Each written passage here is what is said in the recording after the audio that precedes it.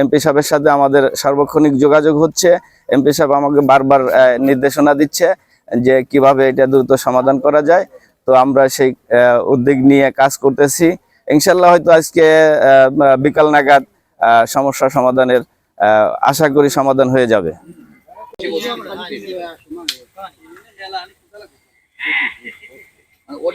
এই জলাবদ্ধতা নিরসনের জন্য আজকে কি পদক্ষেপ নিয়েছেন?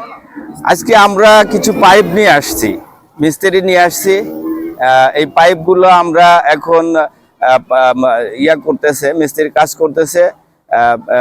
এটার পাইলিং করে পাইপটা ভিতর দিয়ে দিয়ে পানিটা বের করার যে কাজগুলো, সেই কাজগুলো চলমান আছে।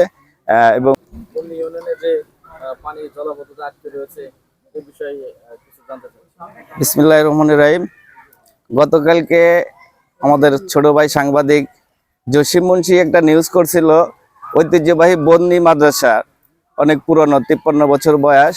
এই মাদ্রাসার একটা ভবন পানিতে ভরে গেছে। তো তাৎক্ষণিকভাবে আমরা ওইটা দেখা আমি নিজে সরজমিনে আসছিলাম কালকে মাগরিবের সময়।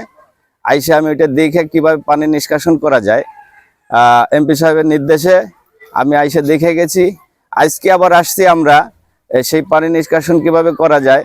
তো আমরা দেখলাম যে এখানে একটা পাইপ দিলে ওইখান থেকে আর মাদ্রাসার সামনে যে রাস্তা আছে ওই রাস্তায় একটা পাইপ দিছি আমরা।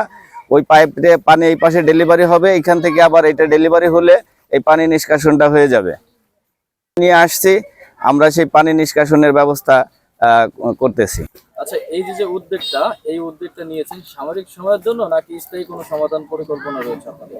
উদ্যোগটা এটা তো আসলে স্থায়ী সমাধান না, এটা অস্থায়ী সমাধান। আমরা সাময়িক সময়ের জন্য এটা করতেছি।